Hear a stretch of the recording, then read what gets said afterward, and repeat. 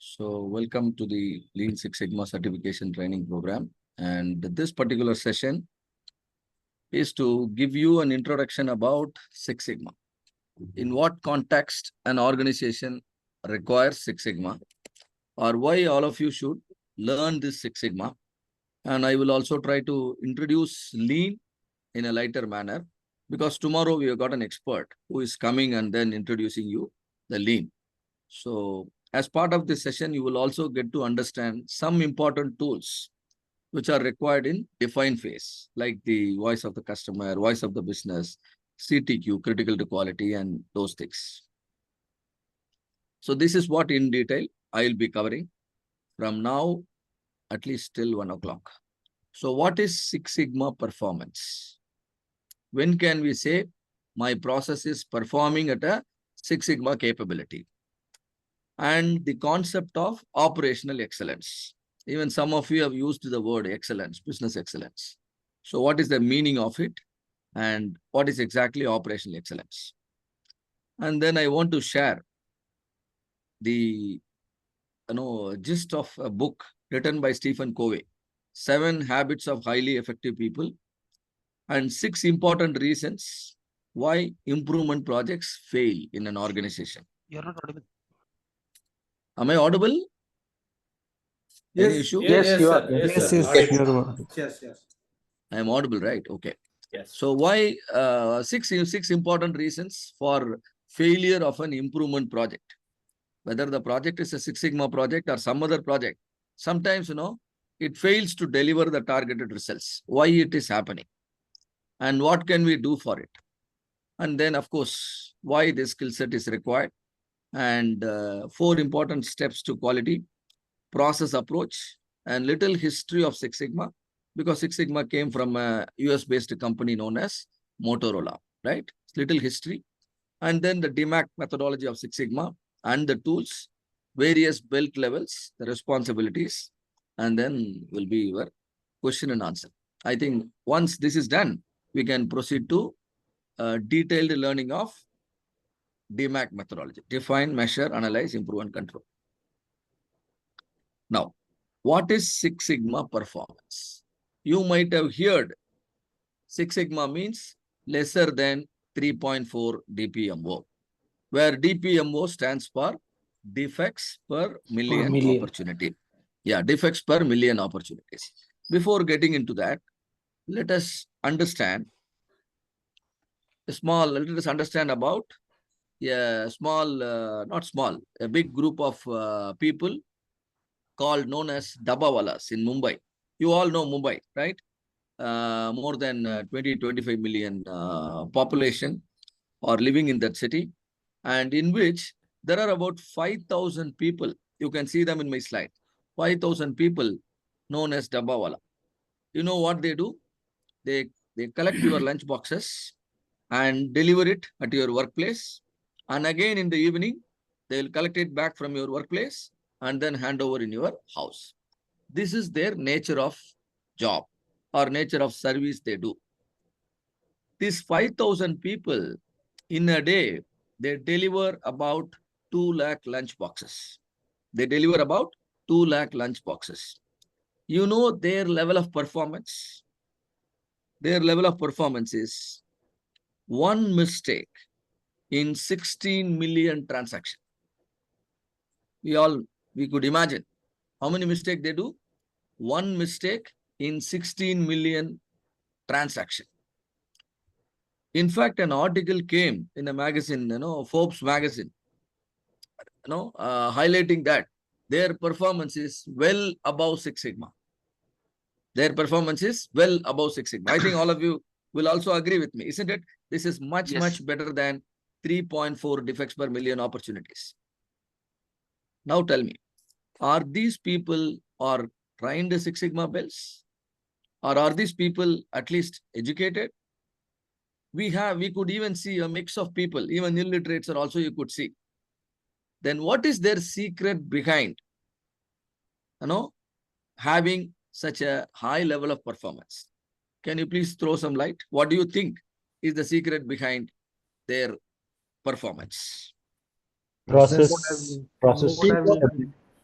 Very good. Process of line. Systematic Shiva process, Saikiran. standardized.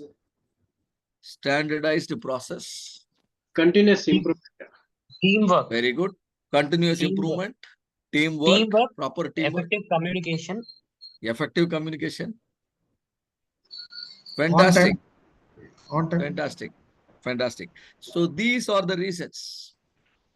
They have designed their process in a way that their process is really brilliant. Their process is really brilliant. But the people involved, they are average. When you design your process in a way that it could perform brilliantly, even average people can produce the expected result. All of you agree? Yes.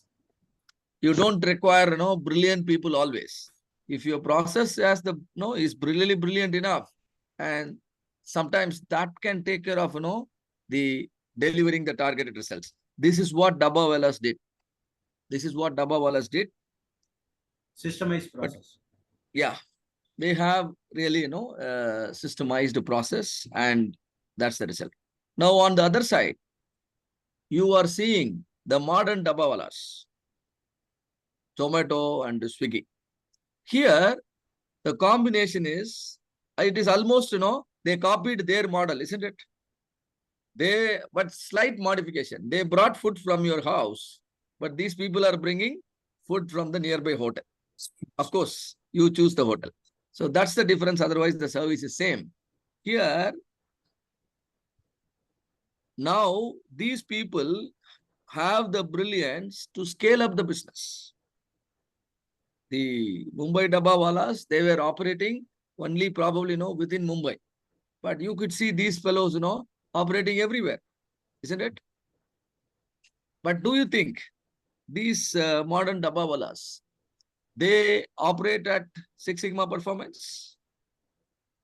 Or do you think they have, lot of issues? Say, for example, first of all, if you want to avail their services, sometimes what happens? We get frustrated, isn't it? Sometimes we get the service what we wanted, but sometimes we don't get it. That means failures are possible. So what kind of failures are possible? If you order a food with Zomato or Swiggy, Delay. sometimes food Address. delay. Address. Sometimes food comes late. Mm. At the time of booking, they say it will come in 30 minutes. But actually, food will arrive later than 30 minutes. So that's a kind of defect. Am I right? yes, In Yes. service industry, Yes. whenever a requirement is not met, whenever there is a non-conformance, that is nothing but a defect. In the case of Swiggy or Zomato, delivering the food within the committed time is an important characteristics of quality, isn't it? We call it as CTQ, critical to quality characteristics. They are mainly responsible for delivering the food within the committed time. That is known as CTQ, critical to quality characteristics. What are the other non-conformances that are possible in the same business or same service? One is food arriving late. What are the other non-conformances that are possible? The address, location, navigability.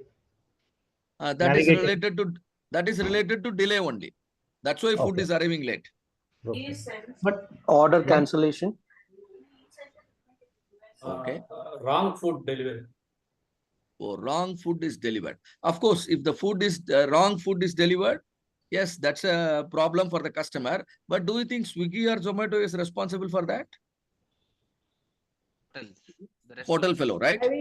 Both are. yes, Hotel Both and are the process, sir. Both are. Because So Maybe- hotel is not responsible. I think Zomato is responsible because the person who refer is Zomato.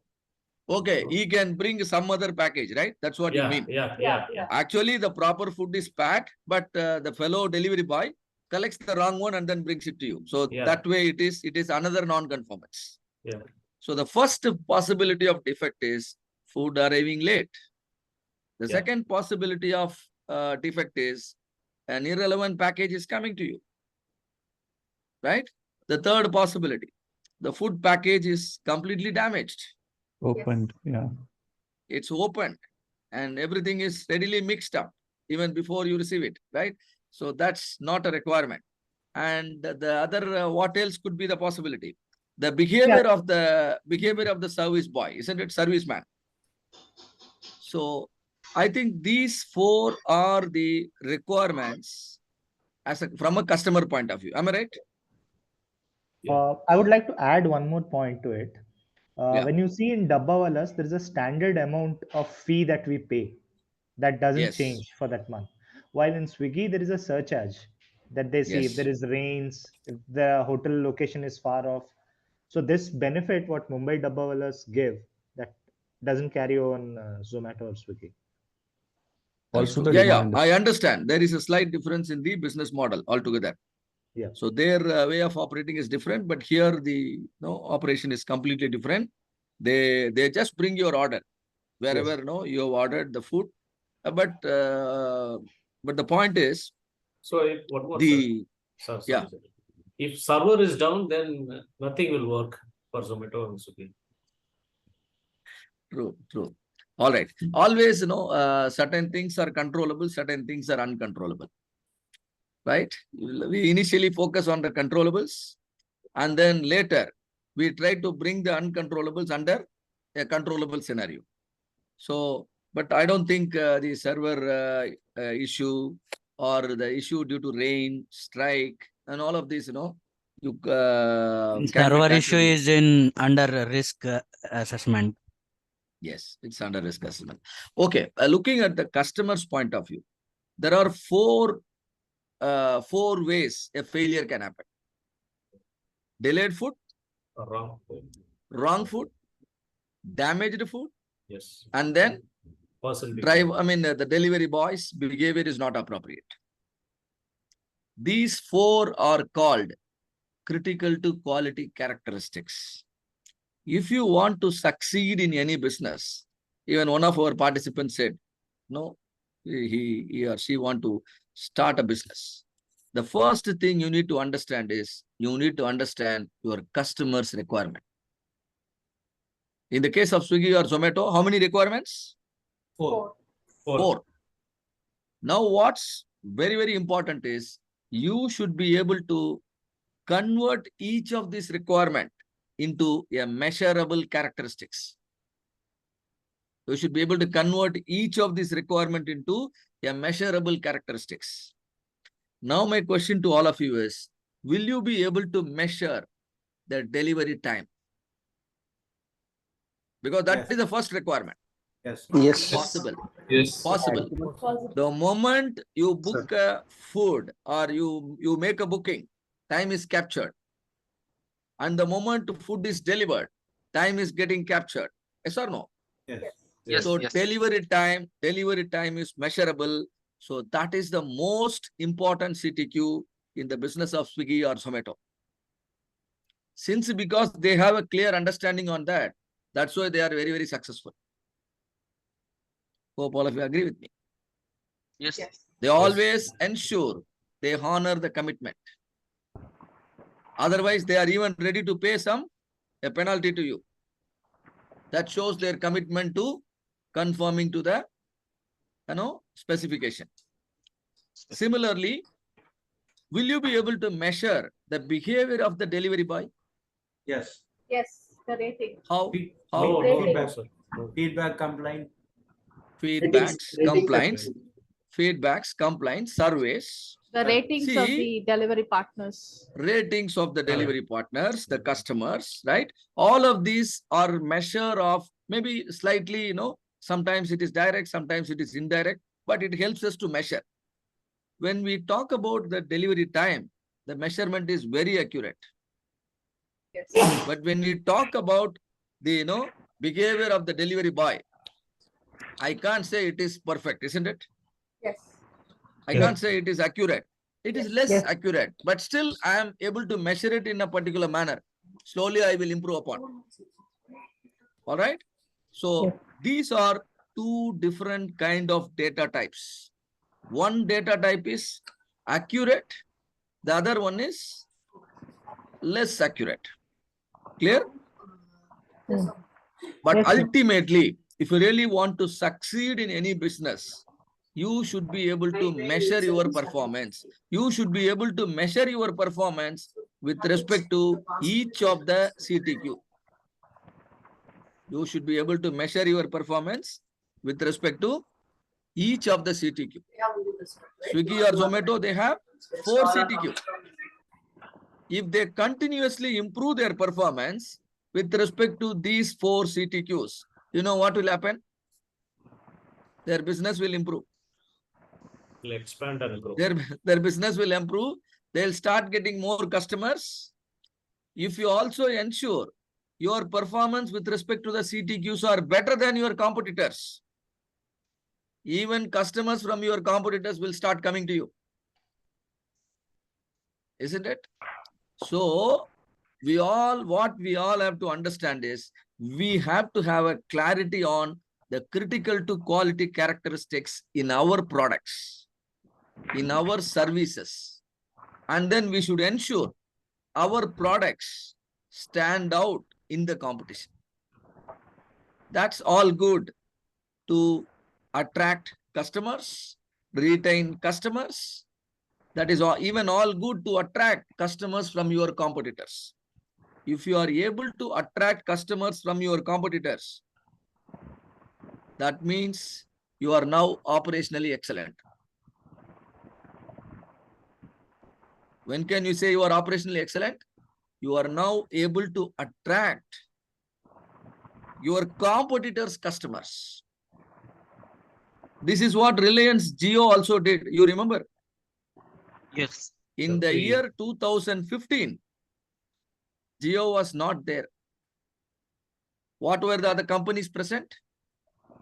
Airtel, Airtel, Vodafone, Yes. Vodafone, Tata. Idea, Idea, Tata, BPL. SNL, Yes, sir.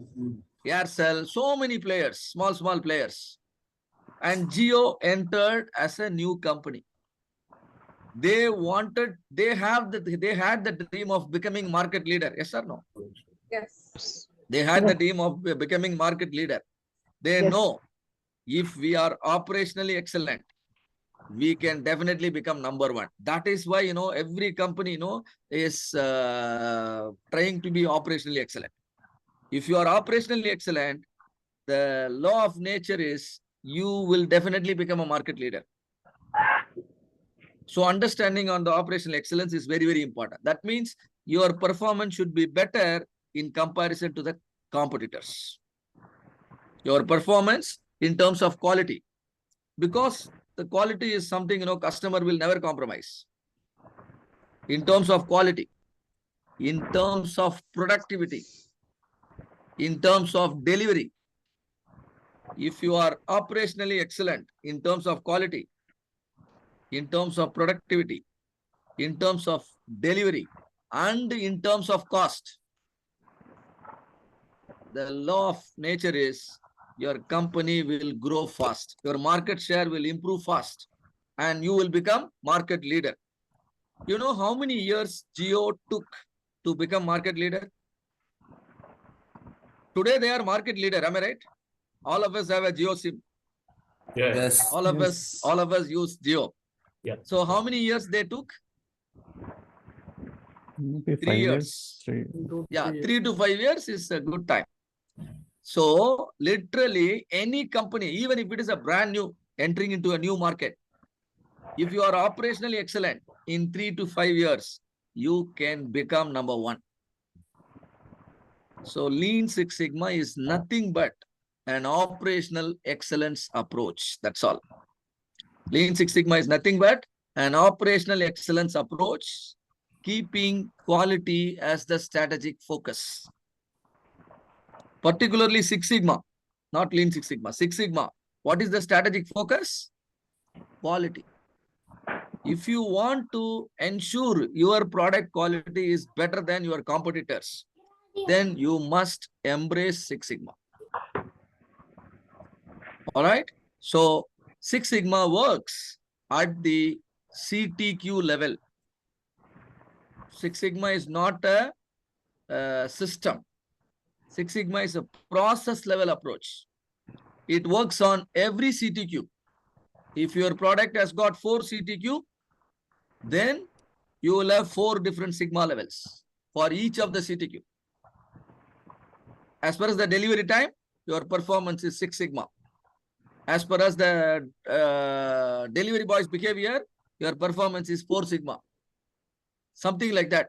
If you ensure your performance is above 6 Sigma with respect to each of the CTQ, then customer experience will be, far better. Every customer will be pleased about, your products and services, and they will become very, very loyal to you. So that's the point. All right. So now, in case if your product or service not conforming to a particular requirement, that means a defect is happening. Yes or no? If your product is not conforming to the requirement with respect to a CTQ, a defect is happening.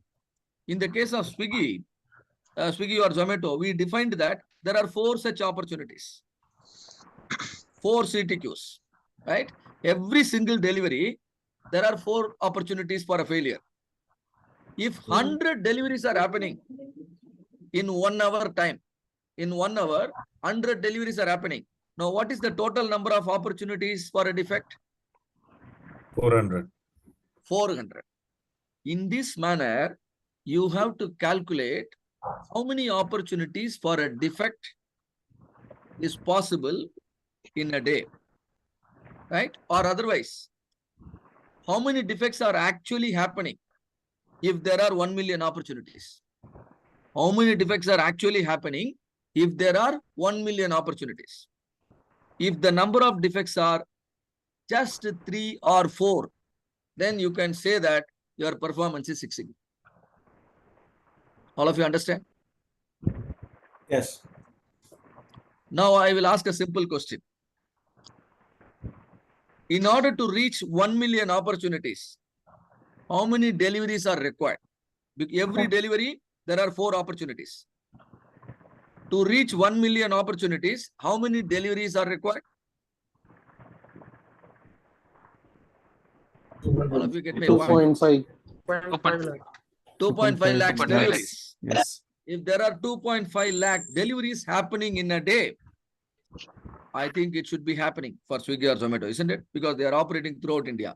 2.5 lakh deliveries in a day. So that means that opportunities for a defect is 1 million every single day. Now, how many defects are allowed to say or to claim that our performance is 6 Sigma? 3 to 4. Only 3 or 4. 3 or 4. This is what we call it 3.4 DPMO. 3.4. Yeah. All of you understand what is 6 Sigma performance now?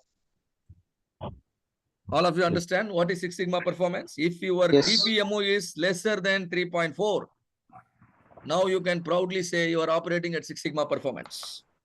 Now my concern is, will you be able to list down the CTQs in your product?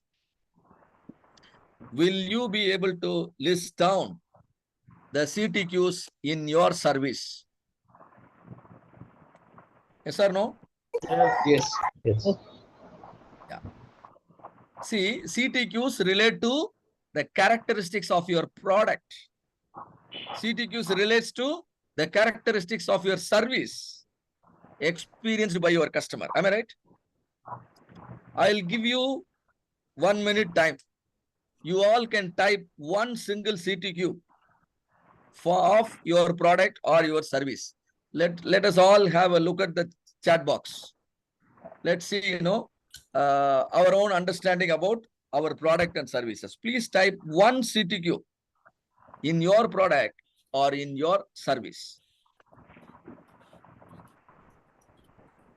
Okay. Sridhar says delivery time, response time, on-time delivery. All are time-related metrics. It can be a physical product. It can be a digital product. It can be a service. No, defect free is a generic word. I want you to have a deeper understanding. Oh, air leakage, that's okay. Wall thickness, out of spec is again generic. What is that spec? Spec. Correct upload of documents, I like it. Payment to right beneficiary, I like it. On-time payroll. Number of aircrafts not available for a particular mission. Availability of projectors. No damage, no scratch. Average fill rate. Very good. Average fill rate. Above 90% of spares. Very good. All right. So now we all could see lot of measurable characteristics in the chat box.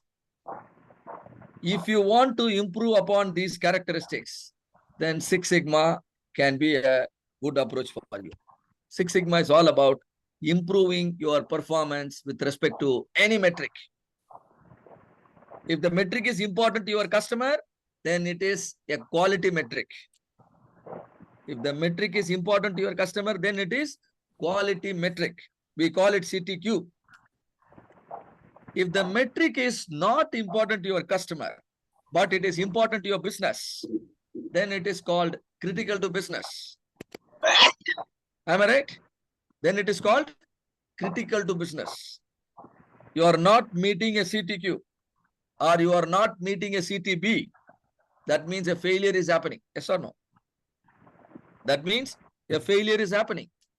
Every failure has a cost associated.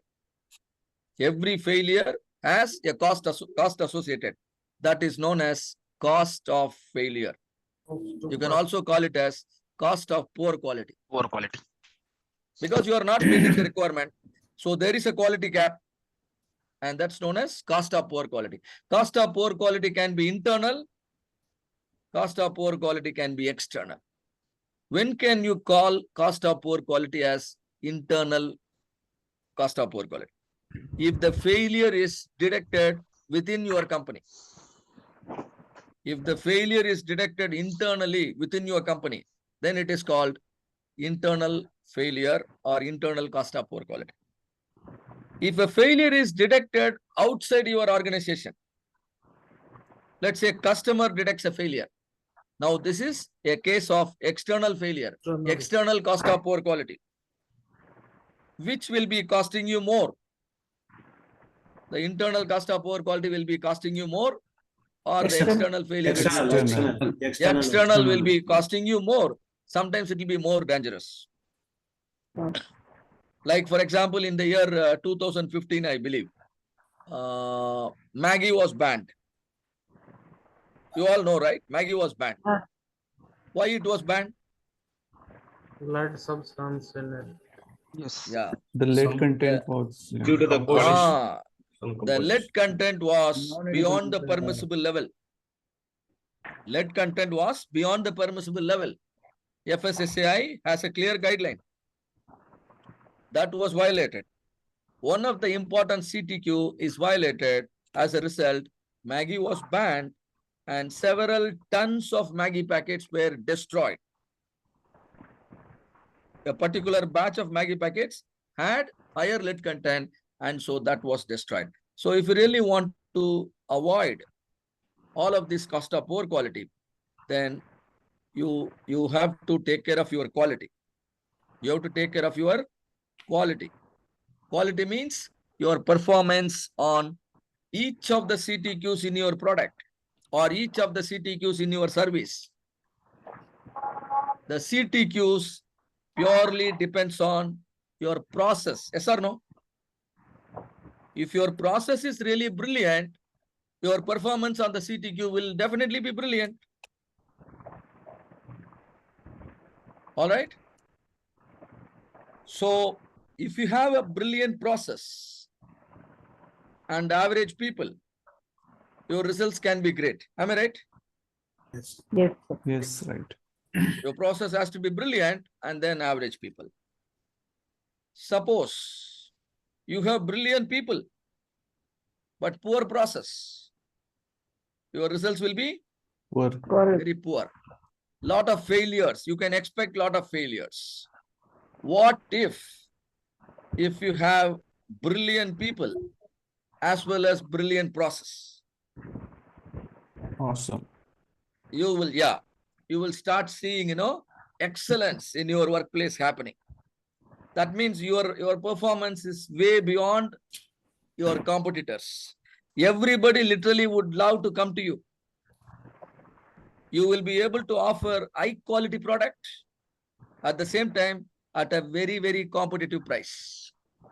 Every time an order is placed, you will be able to deliver on time and you will be able to respond faster. This is simply because you have brilliant process as well as brilliant people. If you have brilliant people, you know what happens? You will be able to come out with better strategies. If you have brilliant people, you will be able to come up with better strategies. What should happen in the next 3 years? Your people can, plan well. This is called a strategic plan. This is called strategic plan. What do I want to achieve in the next 3 to 5 years? This is known as strategic goals. These kind of strategic goals are developed by the top line managers. Am I right? The top level executives. But the strategic goals are normally long-term in nature. That means it requires 3 to 5 years of effort to achieve it. It requires 3 to 5 years. Like think of Jio. They introduced their product in 2015. In 2018 or 19, they have become number 1. Do you think they had some strategies behind while introducing the product? Do you think they had Yes. some strategy? Yes. Can you tell me what was their strategy? Because we Low all cost. are, yeah. In Free fact, internet. it was provided free. 1 full year completely free. And again, 1 more year completely free. They know if we could acquire customers and if we are able to retain them, we can make much more profit from the 3rd year. They had a strategy. Their strategy is delighting the customers, but without compromising on the quality. Hope all of you agree with this. Products are good. At the same time, they made it available free. And these kind of strategic goals are developed by the top line executives. The strategic goals are normally achievable in 3 years' time. That means for your people to achieve the strategic goals must be broken down into smaller version. Yes or no? Strategic goals are broken down into smaller version. Now let us say a 3-year goal is broken down into annual goal.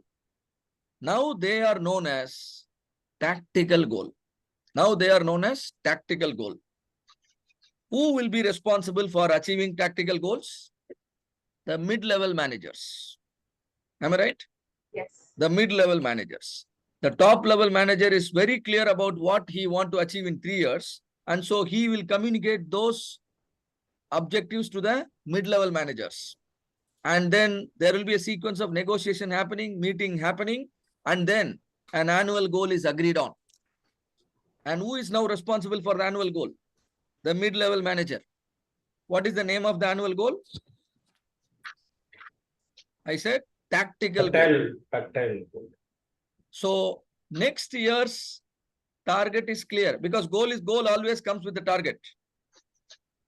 Goal always comes with a target value. Now the goal is clear, target is clear. Now we will look at whether do we have the required capability to achieve the goal. Yes or no? Yes. If you find a gap, that's really an opportunity for improvement. Am I right? If you understand there is a gap, let's say some machineries are not available, then you have to procure those machineries. Let's say certain skill sets are not available, then you have to equip your people with the required skill set.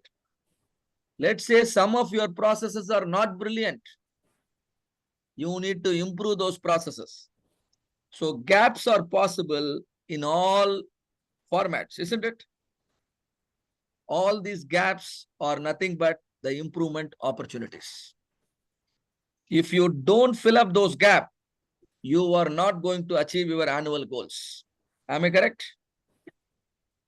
So these gaps, nothing but the improvement opportunities, or nothing but the projects. Clear? Or nothing but the projects. It can be a skill gap, or it can be a gap in the form of process capability, or it can be, a gap in the form of availability of resource, or it can be a gap in the form of, poor efficiency, whatever it is. You just have to list down all of these. These are called improvement opportunities. If you could if you could fill up all these gaps, then you will be able to achieve the annual goals, which are known as tactical goals. So in order to achieve the annual goals, you have to be, operationally fit. What are operations? Your daily activities. Operations are nothing but your daily activities. Your habits are operations. What do you do every single day? That is your operations. And if there are certain gaps found in your downline, all of them leads to certain projects, operational projects, operational goals. So every project you do will help you to achieve your operational goal. Operational goal can be quarterly goal or even monthly goal. Nothing but smaller, broken down version of your tactical goal. Your tactical goal, in turn, is a broken down version of your strategic goal. If all your projects are successful, if your operational goals will be achieved, if operational goals are achieved, your tactical goals will be achieved. If all your tactical goals are achieved continuously for 3 years, your strategic goals will be achieved. Your top management will be extremely happy. Can you see that, all of you? This is called goal alignment.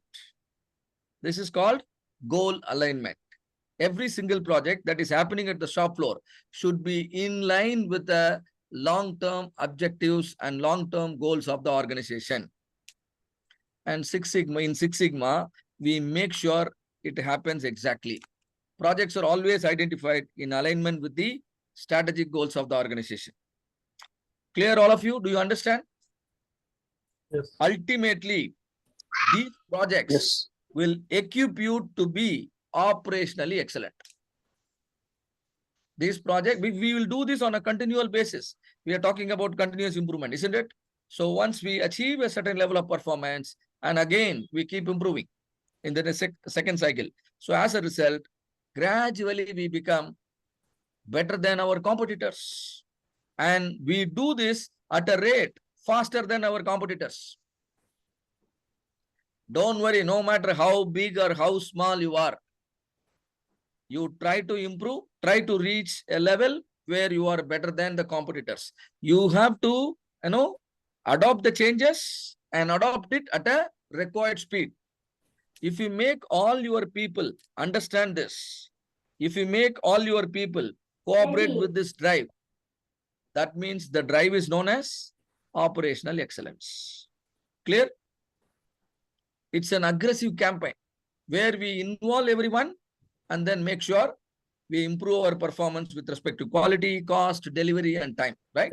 And so Lean Six Sigma is an operational excellence approach. Now, defects, CTQs are possible in every product. If you could have a look at the chat box, you see hundreds of CTQs. Similarly, a garment, a shirt, it has several CTQs. Defects are possible, isn't it? You can see broken stitches and skipping the stitches. Buttons are broken. These are all defects. If a defect is present in a product, then the product will not be accepted. Am I right? If the product is not accepted, Yes. and the defect cannot be repaired or cannot be reworked, now the entire product becomes a defective product. Now we understand one thing. There is a difference between defect and defective. Defect is a non-conformance that is present in our product, that is present in our service. Then what is defective? If the complete product becomes unusable or becomes unacceptable by your customer because it has some one or more defects. Now the product is known as defective. Defective. Hope hereafter all of you will coin the word correctly. Defect means a non-conformance that is present. One product can have n number of defects. One product can have n number of defects. But one product can lead to only one defective product. That's all. So now let's do a small exercise to understand the DPMO in detail. Hope all of you have the GEMS chocolate with you. Am I right? Yes. Yes. Can you show it? Can you show it on the camera so that I understand you are ready? Yeah. We'll do a small exercise. Let me open an Excel file for that.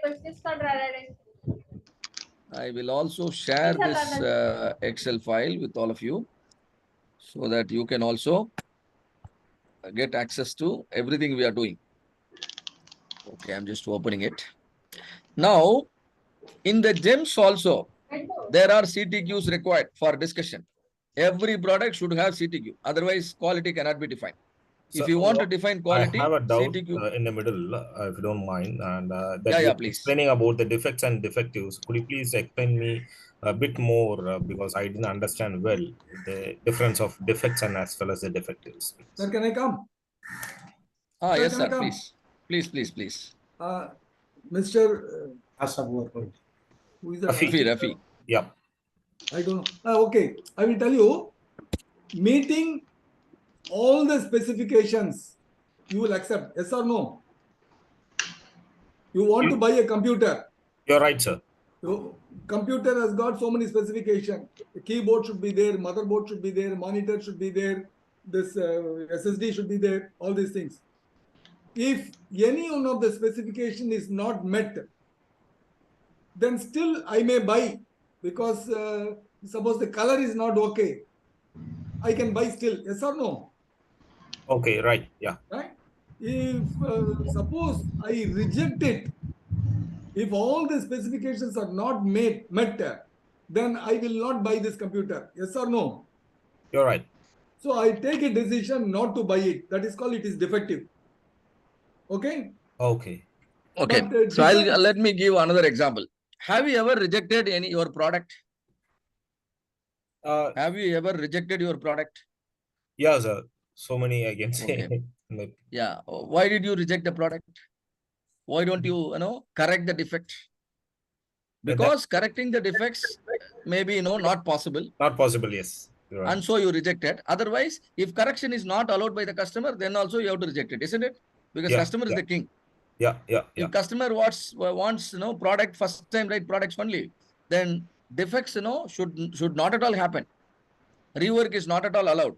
Because Bill Smith, the engineer in Motorola, he also found a relationship between amount of rework and the reliability of the product or the field life of the product.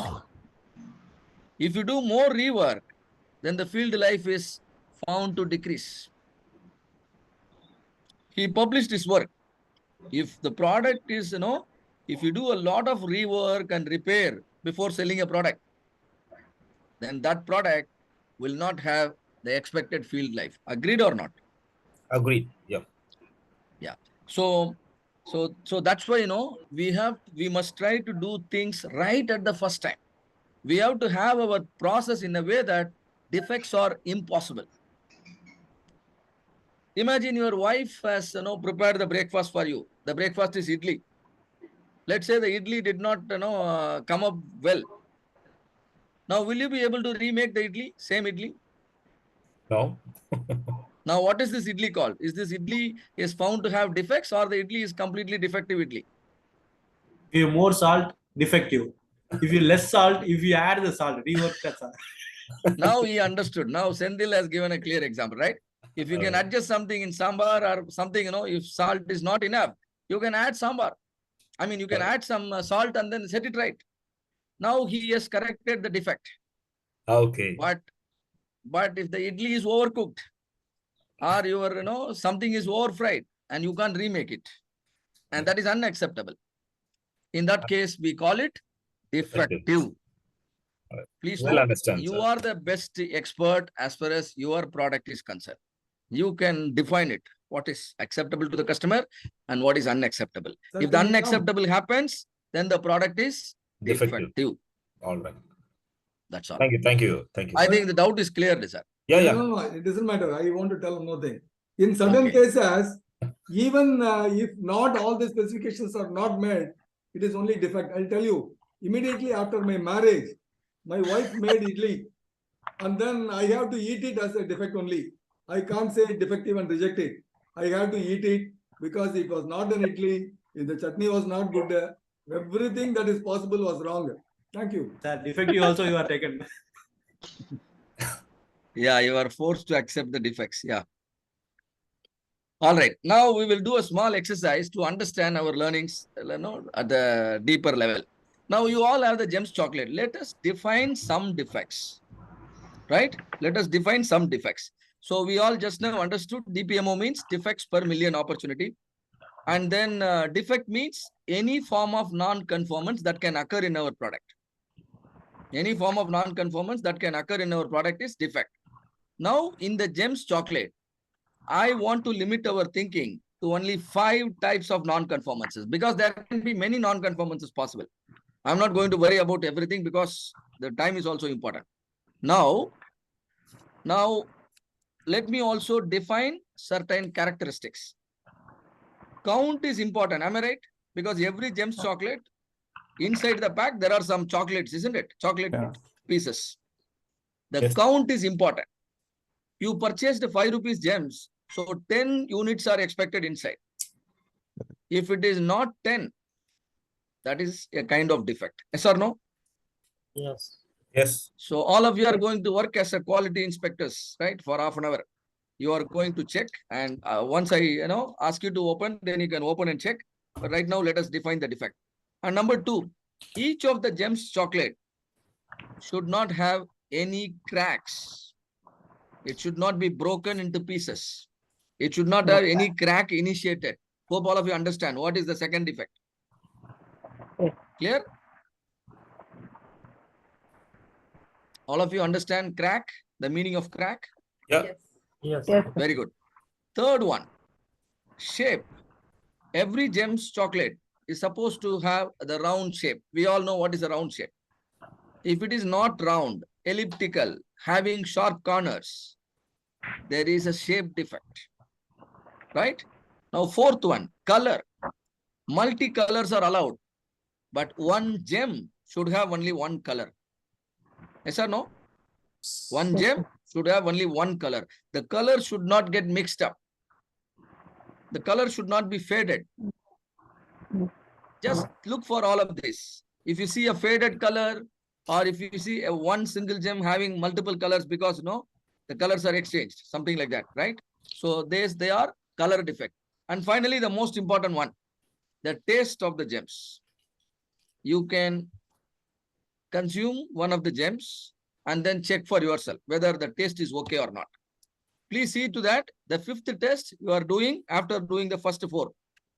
If you change the order, then it will be difficult, right? To get the data. So check for the 4 defects in the same order, and then the 5th test can be taste. Now, will you be able to perform this test? Just assume yourself as the quality inspector, open the gem, and look for these 5 defects. Please note down the number of defects you notice in a piece of paper. I will collecting it from you. Now, 30 seconds for you to do this small exercise. Open the gems, write down these number of defects in the same order, and I will be collecting it after 30 seconds.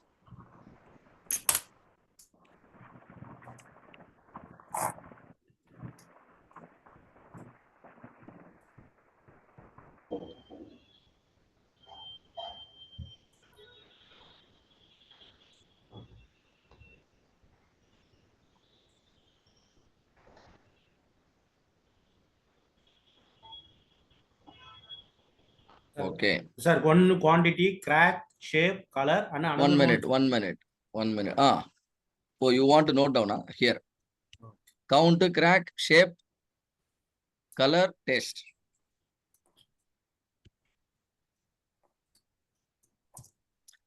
So I will note down randomly your names. Accordingly, you have to give me the data. Rajesh and Shiva.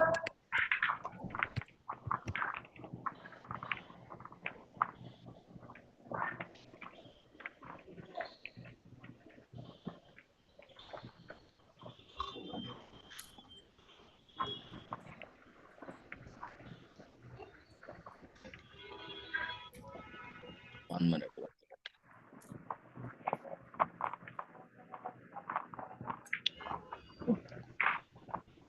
Yes.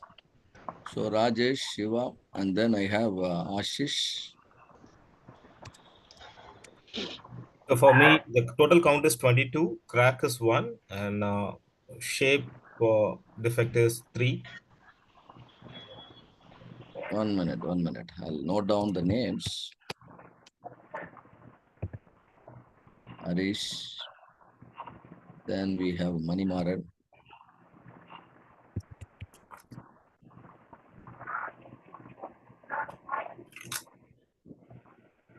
Okay.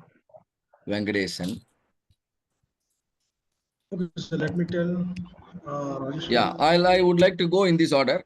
Like you can see the name in my slide. Yeah. Rajesh, have you done? Yes, sir, completed. Yeah, please tell me how many gems you have? 10 numbers, sir. 10 you have. That means Yes, no sir. defect. I put 0. 10 is expected, 10 is there. Color defect? Yeah. Have you noticed any color defect? Yes, sir. 4 same colors came, sir. 4 same colors. No, same colors is fine. Same colors is fine. Okay. But is there any color fading, color mixing? No, sir. No, sir. No. Okay. So Sir, I same will color give my possible. inputs right now. Yes, sir. 1 minute, 1 minute. Any crack? There is no Any crack, cracked sir. gems? No, sir. No, sir. No. How about the shape? Yeah. Are you happy with the shape? Shape also. Yeah, shape How also about the very good, sir. taste? It was. Taste also very good, sir. Taste also very good. Very good. So you purchased a fresh pack. So it is very good. Very good. Now, Yes, sir. Shiva, how about you? Yeah, by count 10. By color, 2 are little faded. Okay. Cracks 0. Shape Okay. 1. 1 Okay. gem. Yeah. Taste is okay. Taste? Taste is Okay. okay. So Shiva reported 3 defects. Now Ashish, Yeah, count is 10. that means no defect. Yeah, Color? no defect. For color, only for one unit, it is fade. Okay. No Crack, problem. Crack? no crack and no shape. Shape is good, round, and taste is also good. No crack, Taste no is good. shape. Very good. Everything is going good. Then Rafi now. Actually, I purchased 10 rupees packet, so the total count is 22. I got it. Oh, 1 minute. 1 minute, 1 minute. So you purchased 10 rupees pack. So we'll divide your data into 2. No problem. So I got couple of gems in No addition. problem. You can divide that into 2 groups. One is Rafi 1. The other one is Rafi 2. Right. Now, in both packets, you got 1 extra, right? Yeah. Okay. And then color? The color is even for all the gems. No problem with the color. Yes. Then crack, how many crack defects you noticed? Only 1. Only 1. The other one is good. Okay. Shape defect? And shape defects is 3 overall. Okay. Okay. 3. The other one is okay. Oh, sorry. 1 minute. 3. And here it is. Okay. Then taste? It's even for all. Okay. It's good. Okay. Harish? Count is Harish. 10. Count is 10. It's okay. 0 to 0. This thing. The color is 1 shaded. Okay. Crack 1 crack. Okay. Shape and taste are absolutely good. Okay. Now Manimaran. I wanted to report only 2 defects, sir. 5 of them are cracked, and maybe because I had to snatch it back from my kid. and one I found to be discolored. One is discolored. Okay. So taste wise you are happy and shape wise you are happy. Okay. Venkatesan. Sir, count is 10 is there, sir. Color is Okay. 2 pieces dirty. It's not color coding, Okay, dirty okay. is there. Crack Whatever 1 it is. pieces. Okay. And shape and taste is okay. Shape is okay. Taste is okay. Sir, apart from this, there is no expiry date is visible.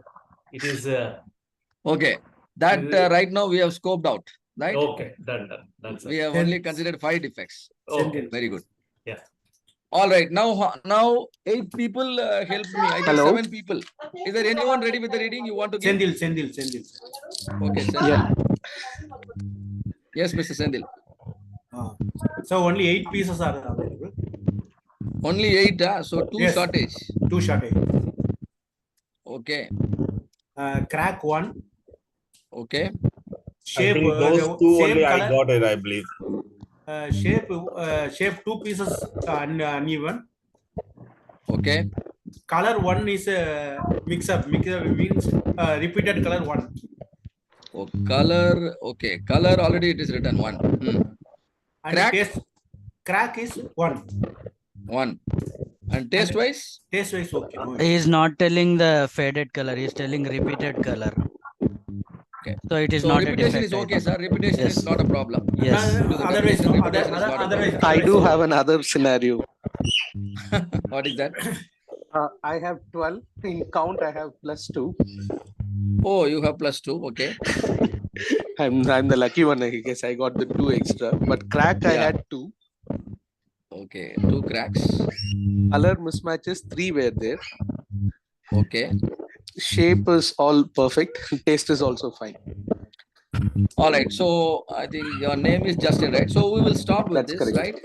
So all others you can keep your readings with you, and then after the exercise you can consume all the gems, right? So now let's do some max, some calculation. See here, how many packets we opened? Only one, sir. Each one of you 1 packet, and All then 9 if you see my 9 Excel, packets. 9 packets I have used, right? Yes. So 9 packets. That means how many pieces we inspected? 90. 90. 90. And these 2 people plus and minus cancel each other. These 2 people 48. got 1 extra, isn't it? Yes. So totally how many pieces we inspected? 90. 92. 92. 82. Very good. So let us have these numbers. Units inspected 92. Now the defects reported, total number of defects reported. You can see it in this column. Can you tell me what is the total number of defects reported? 29. 9. 29. So 29 defects reported. Now, what is that we want to calculate? DPMO. So now, let us leave this red color one for a minute. What is the defect opportunity per each gems? 5 defects we defined, isn't it? Opportunities are 5. Now, what will be the total opportunities? How to calculate total opportunities? 92 gems Into 5. 5. Let me type it so that you all can see. 92 into 5. So that is 460. All of you understand how to calculate total opportunity? Yep. Yeah. So can you Now, repeat it? yeah, there are 92 gems, and in each gem, 5 defects are possible. That's what we checked right now.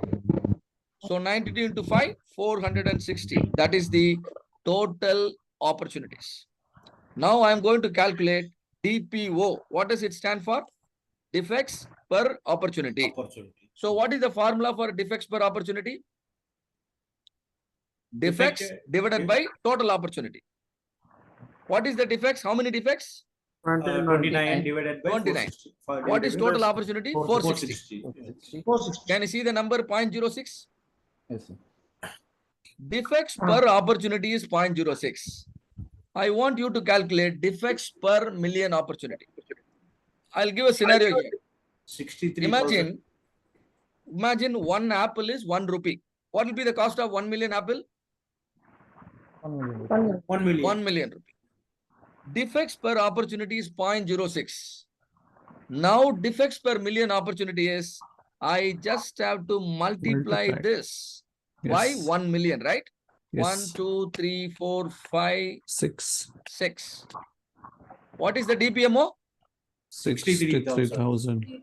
63,043. This is the calculation behind DPMO.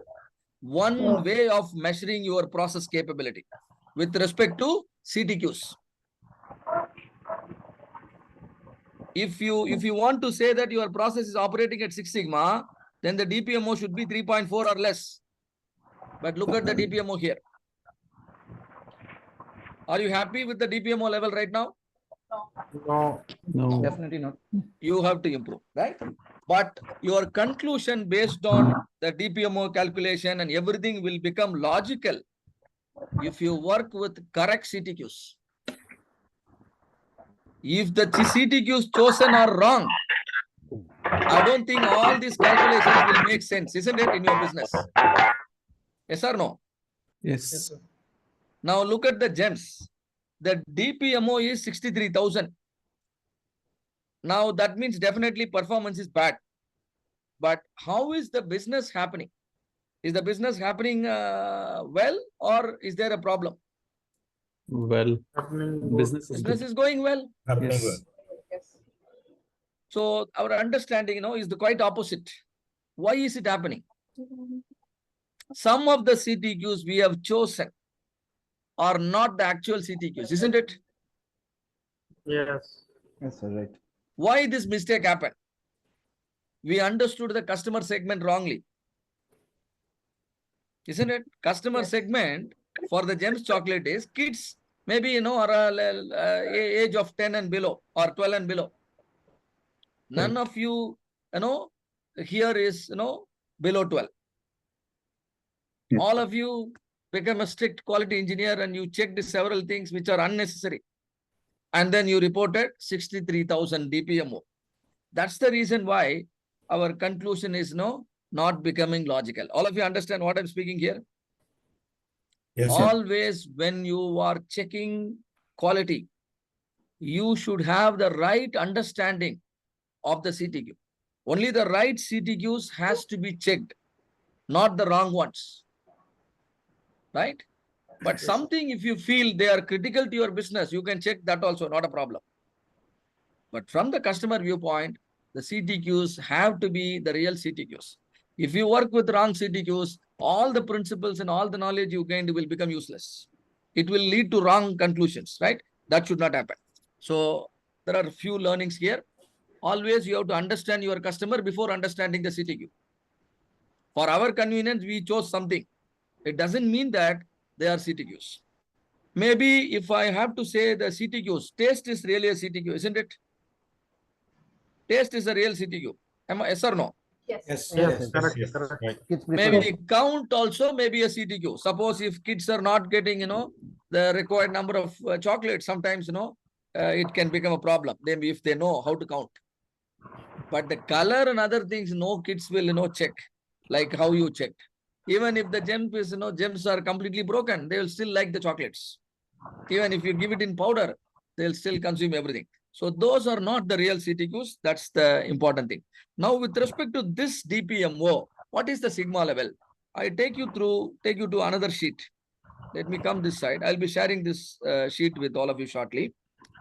So I'm going here. And there are a lot of data which is going to help us in the learning process. Can you see sigma level calculator? You can see, right? Now tell me, how much is the DPMO we arrived? 63,000? 43. 48. 048. I am just typing that number. I am putting enter. Now, can you see the sigma level here? 2 sigma level 1.53 and 3.03.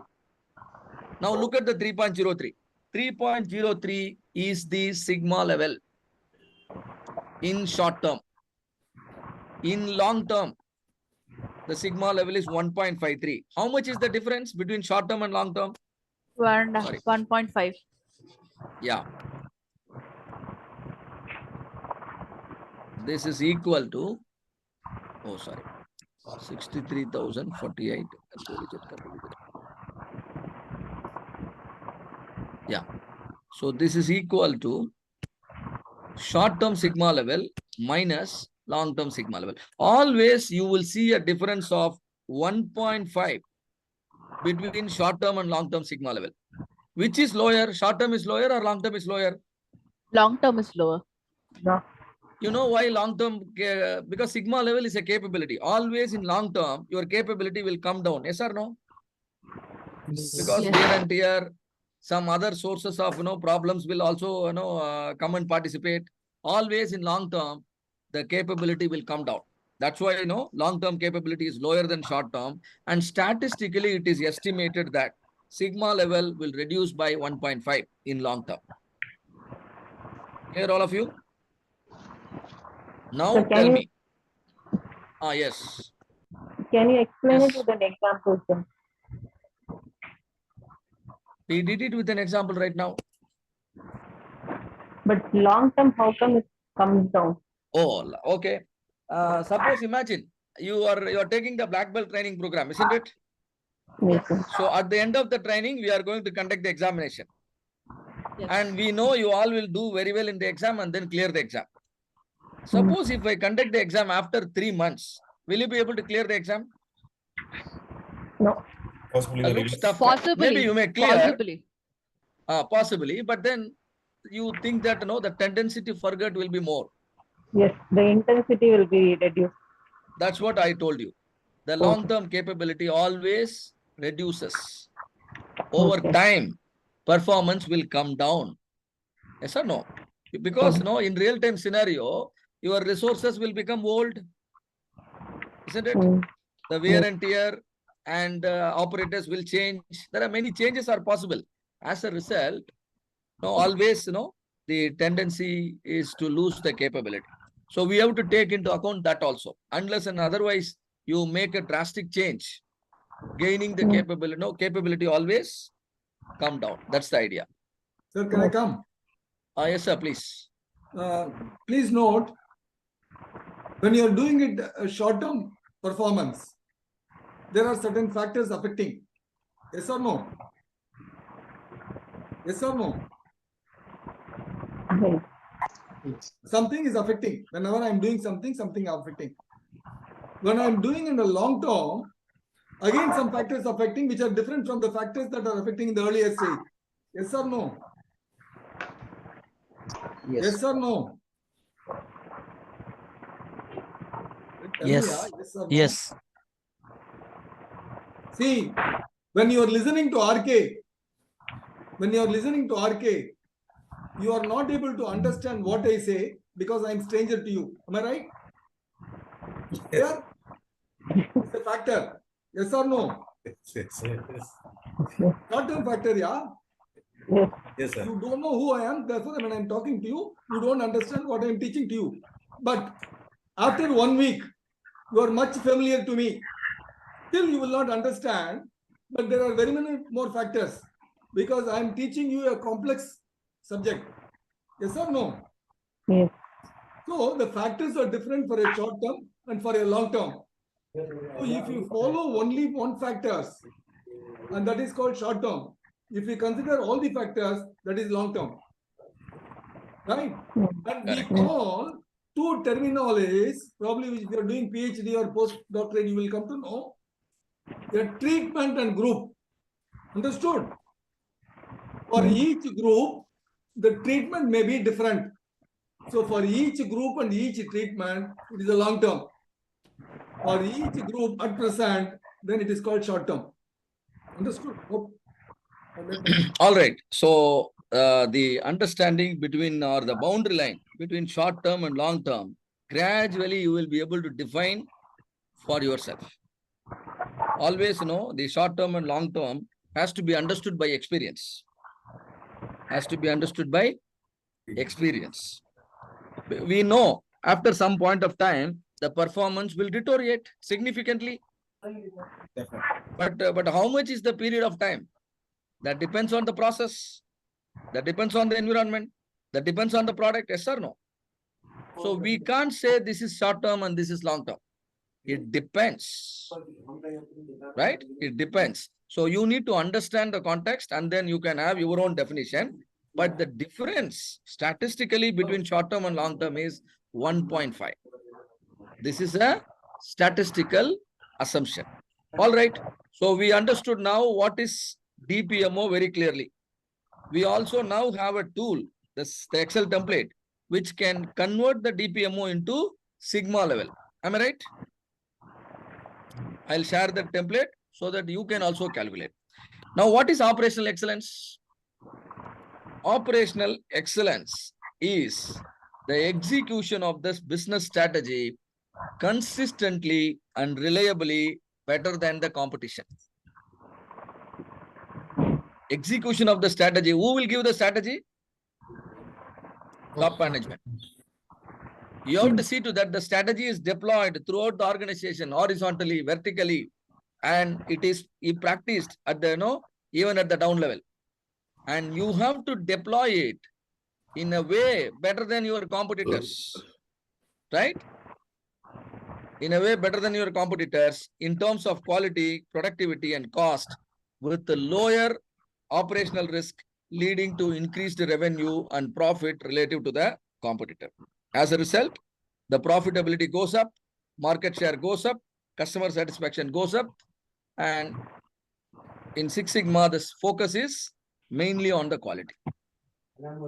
We also talked about Reliance Jio, isn't it? You can see. And look at the trend of the improvement in the market share. 2016, there is no Jio. 17 also, there is no Jio. 18, can you see a small green color bar? That is representing Jio. First year, they acquired 11%. Second year, their share has become 27%. Third year, their market share has become 33%. Now you can see them as the market leader. Can you see here? How much time they consume? 3 years. Same thing is possible even for your company. Now, what is the difference between your company and Reliance? You can just ask yourself. Maybe the leadership, isn't it? Maybe the wealth of capital. Hello. But but there are ways you can fill up all these gaps. If the top management is clever enough to fill up those gaps, your company can also become number one within how many years? Next 3 to 5 years. All that required is operational excellence in terms of quality, productivity, cost. So how can you achieve excellence? By understanding the gap, which is known as project identification. You understand all the gaps. This is called, project identification, because the gaps are the real problems. In the presence of those problems, you can't achieve your goals. So all those gaps have to be filled up. So don't see those gaps as problems and don't try to run away. Rather, you face them. See them as improvement opportunity, not as challenges. Isn't it? Problems are improvement opportunities. If people are not equipped enough, they will see problems as challenges and then try to run away. But if you have right people in place, they will see problems as opportunities for improvement, which are nothing but projects. Every project you do, there is an improvement. There is a new knowledge. That new knowledge will lead to, better practices, better SOPs, right? And this is how organization will learn and grow. As an organization, learning should happen. As an organization, growth should happen. This is possible only if projects are happening. If projects are not happening, then growth is a big question mark. But in order to do projects, you need high-performing team in the company. Am I right or not? If projects have to be, executed, then we need a team. Now we are talking about quality improvement, not quality control. Hope all of you agree with me. What is the difference between quality control and quality improvement? Quality control is just checking whether products are as per the spec or not. If something is not meeting, how can I prevent it? That is quality improvement. Every company requires quality planning, quality control, and what is the third component? Improvement. Quality improvement. This is Juron's quality trilogy. RK was explaining, Juron's principle. He said clearly on this: quality planning, your ISO, this, that, and design, planning, SOP creation, all of them are quality planning. But in spite of all of this, failure can still happen. That's called quality control. And then in the after quality control, if wherever there is a gap, then quality improvement should also happen. Otherwise, your curve will be incomplete. The cycle will be incomplete. So a high performing team has to be created, which is nothing but set of people who are equipped to execute quality improvement projects. In Six Sigma, we call them as belts. Green belts, black belts, master black belts and yellow belts and things like that. Hope so far is clear to all of you? Yes, sir. Yes, sir. Very good. There is a famous book, Stephen Covey. Some of you might have read this book. And in this book, he is talking about 7 important habits each one of us should have to succeed in our life, to become, highly successful. You can understand all of them are good principles to be followed. Proactive, begin with an end in mind. Prioritize, think win-win. Listen to get listened. Synergize, sharpen the saw. Hope the meaning is self-explanatory, isn't it? You all know the difference between proactive and reactive. Can you give me an example? Yes, sir. If you take action after receiving the customer complaint, are you proactive or reactive? Yeah, reactive. Reactive. Okay. If you Preventive take actions, if you take actions to reduce the customer complaint well in advance, now you become Proactive. But how can you be proactive? That's the question. By doing FME. How do you know customer? Yeah, maybe FME and things like that, right? Yeah. Very good, very good. Preventive and breakdown. Exactly. So these kind of tools, techniques, and methodology will make you think better, think in a proactive manner. Otherwise, you will stay reactive. And number 2, begin with an end in mind. What is the meaning? What target you to fix the target, then backward to the plan. Very good. Always the destination has to be very clear. Goal. Otherwise, you can't begin the journey. You don't understand, you will not be able to make a plan. If you know where to reach and what is to be achieved, if that is very, very clear, as a team, you can create the plan and then execute the plan. Most of the time, project fails, because the objective is not clear. Next, prioritize. What is prioritize? The mapping, actually. Mapping The order of task. execution, isn't it? Yeah. First things first, which is important and which is not important. You should work on the important work, isn't it? The important project has to be executed first. So you should be able to prioritize well, which is important to your company and the current time. That means, organization objectives, you should also know. Otherwise, what happens? Your objective and organization objective will not match. Do you think under such situation, your company will support your project? If your objective and organization objective are different, but your project is a good project, Not good. do you think your company will still support your project? No. Imagine you have some reserve fund, and you want to invest. You will see to that the money is invested according to your long-term goal, isn't it? Right? So the same manner. Yeah. Think win-win. What is think win-win? To achieve one thing, and again you targeted to the upper level. Yeah. All the party involved should finally win. Nobody should lose. Yes. That is called win-win. In your family, are you making everyone happy in your family every single day? Or are only you are happy there? We are trying to. Only you are happy, then in long term, that will be a big failure. Isn't it? If you can make everyone feel happy, then definitely in a long term also, you will lead a happy life. Same manner, your customer, your employee, the environment, the society, your product and services should not hurt the interest of any of these people. Customers should feel proud about buying your product.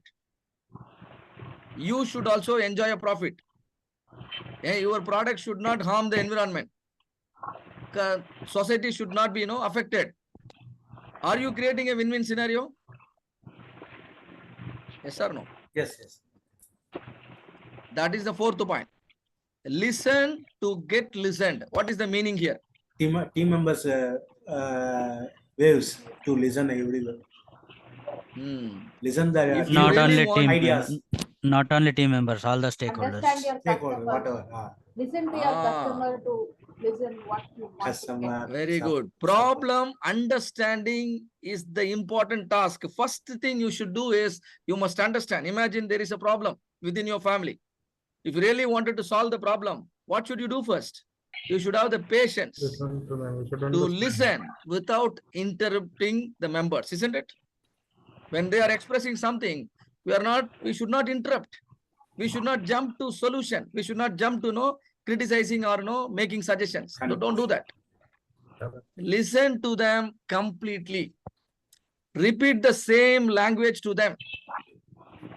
If you repeat the same language, same statement, they will understand that you have understood the problem. Yes or no? Yes. Yes. Then only they will start listening to you.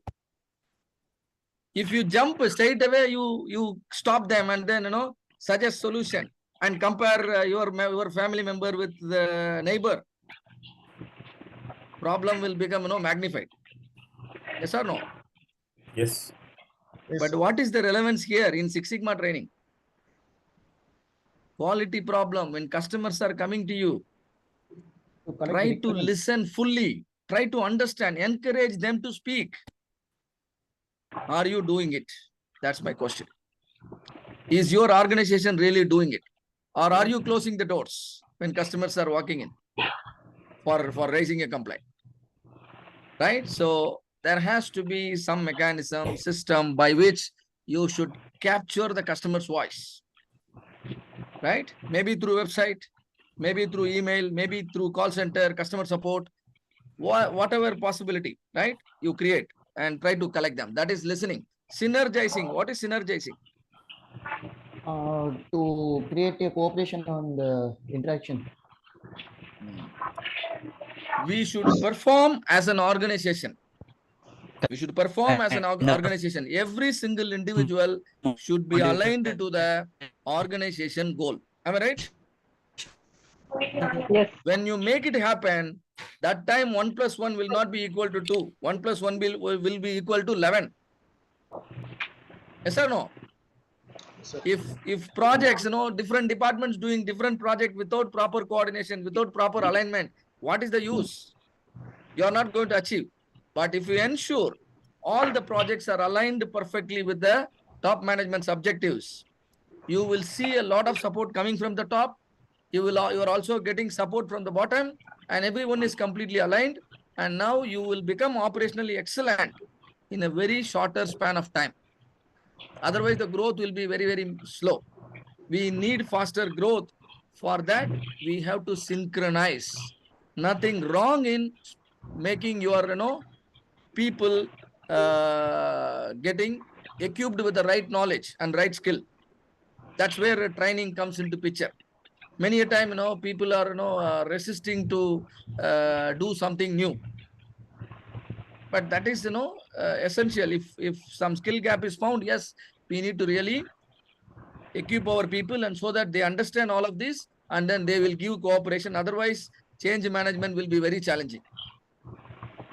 All right. Finally, sharpening the saw. What does it mean? Six Sigma training.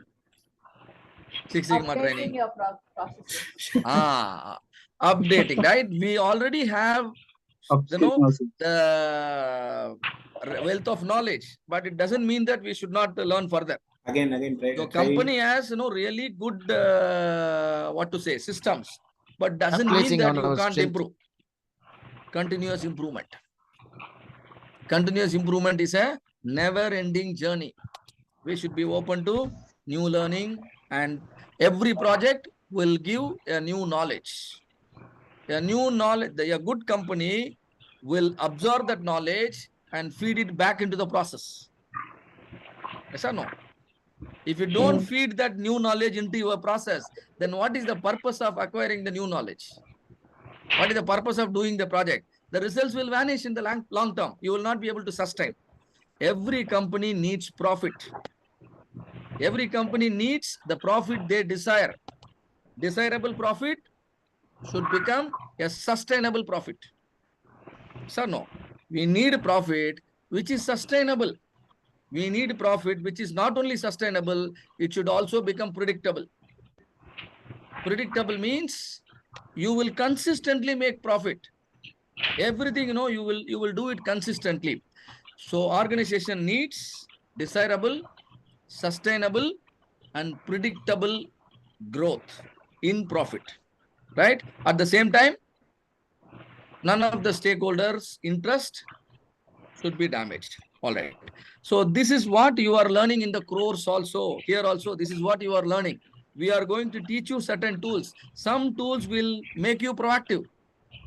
Some tools will make you prioritize well. For example, Pareto, project prioritization matrix.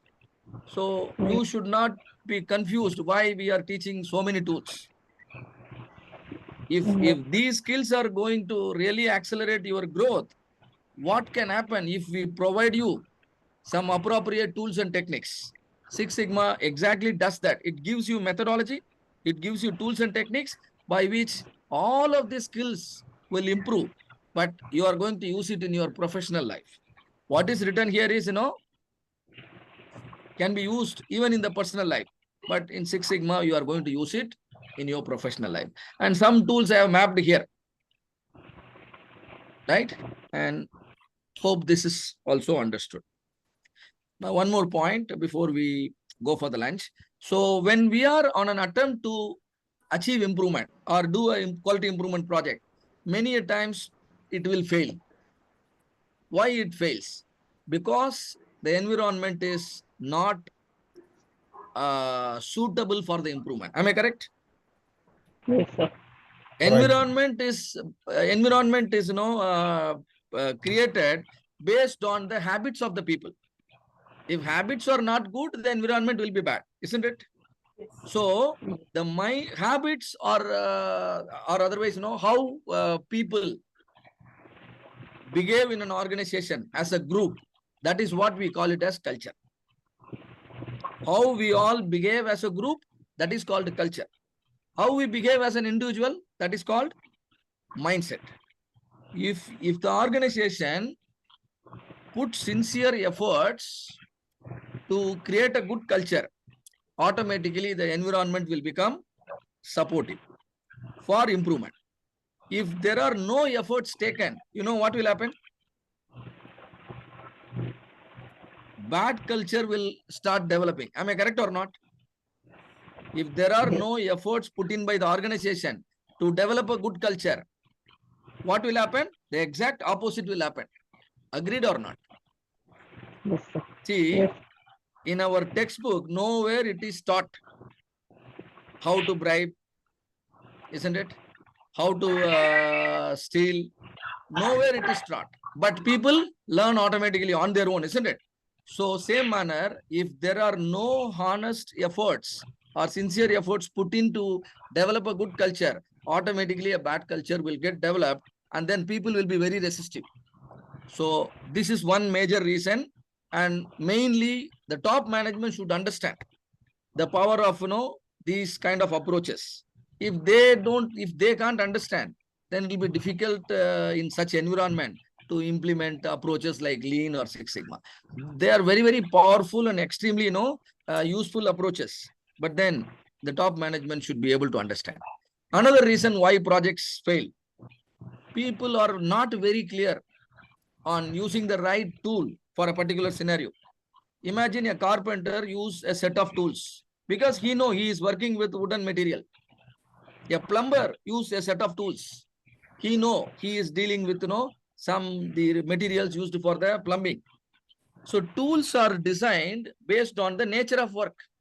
Similarly, for your project also to deliver results successfully, there are certain tools developed.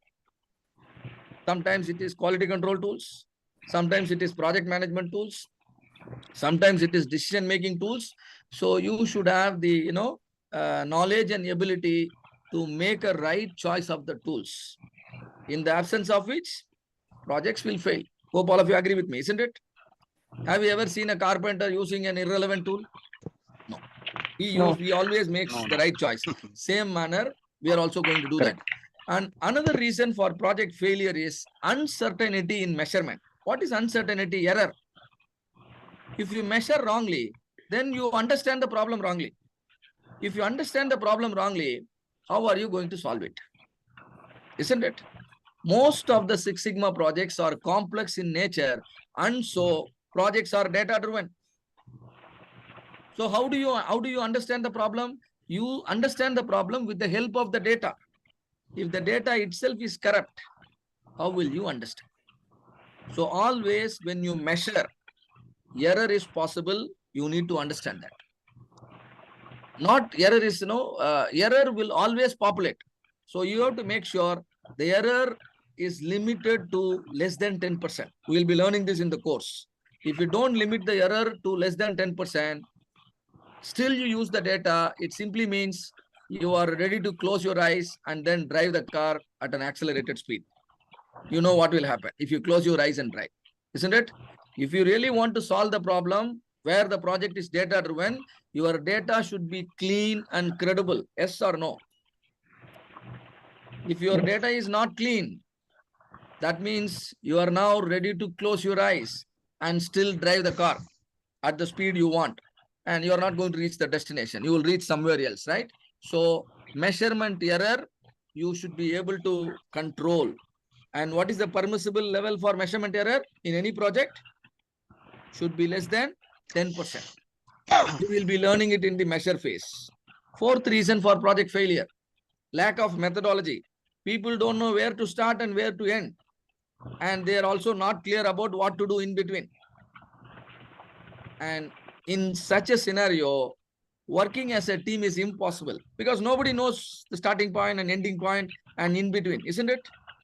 If we give a step-by-step methodology, you will be able to perform as a team, isn't it? Imagine if I ask you to jump a 15 feet wall. Will you be able to jump? Difficult. No. But if we give you a ladder with the 15 simple steps, all of you can cross the wall very easily by using the ladder. So methodology is simply, similar to the ladder. It gives you step-by-step approach, how to identify a project, how to measure the baseline, how to identify the root cause. Everything is a step-by-step procedure, and that is what you are going to learn here. So the methodology is DMAC: define, measure, analyze, improve, control. We are not going to jump in any project. Always we follow this, step-by-step approach. First define, then we measure, then we analyze, then we improve, then we control. So what is it? We'll learn in detail. And then the fifth reason for project failure, inadequate process knowledge. Like Swiggy, you remember, we talked about 4 CTQs. Because we have a process knowledge, what Swiggy is doing. And so we could identify the right CTQs. If we do not have the process knowledge, we might start working with the wrong CTQs and end up achieving nothing. All our efforts will become, will get wasted. Actually, every organization is a collection of processes. Am I right? Different departments, and each department set of process. If there is a problem you want to solve, you should know from which department the problem is coming. You should also know from which specific process problem is coming. If this knowledge is available, then you will waste quite a lot of time working in a wrong area while trying to solve a problem. Agreed? Yes or no? You should always work. You should always work on a process which is actually responsible for the failure. If you work in a process which is not at all connected to the failure, what is the point of you working there? Sometimes we do that mistake also. That should never be the case. So everything is well taken care in the methodology. Now finally, unstable processes cannot be improved. So we should also try to understand, as part of the course, we should try to understand what is stability. Have you ever seen a doctor giving treatment to a patient who is highly unstable? Let's say a patient is drunken. Do you think the doctor will give the treatment? No. They will don't even admit such patient. You know why?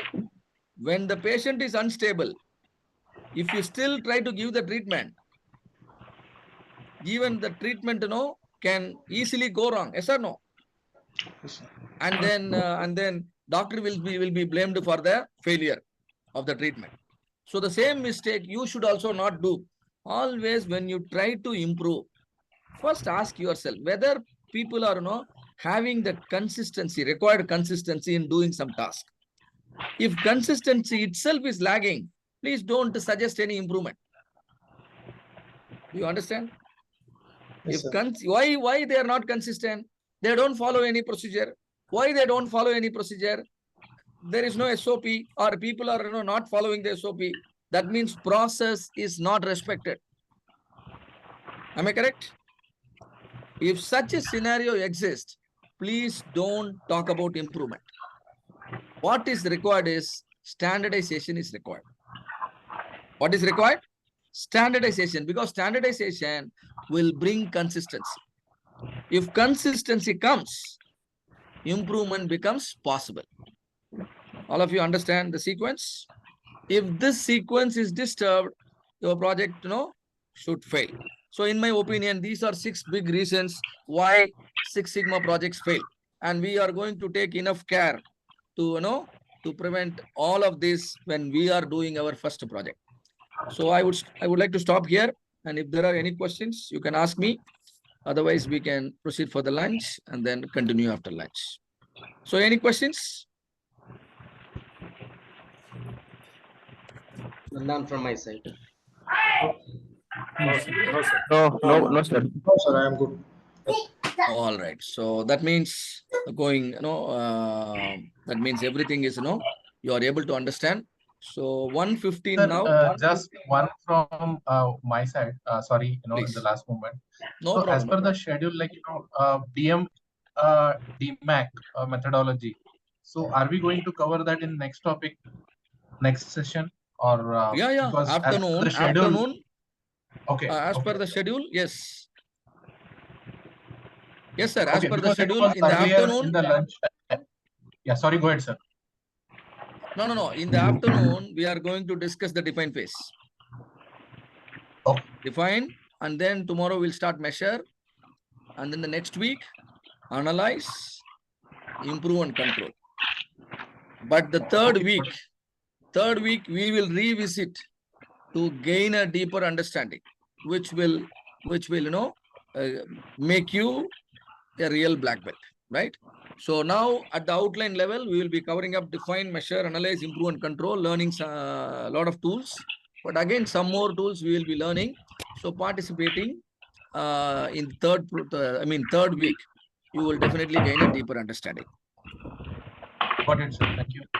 All right.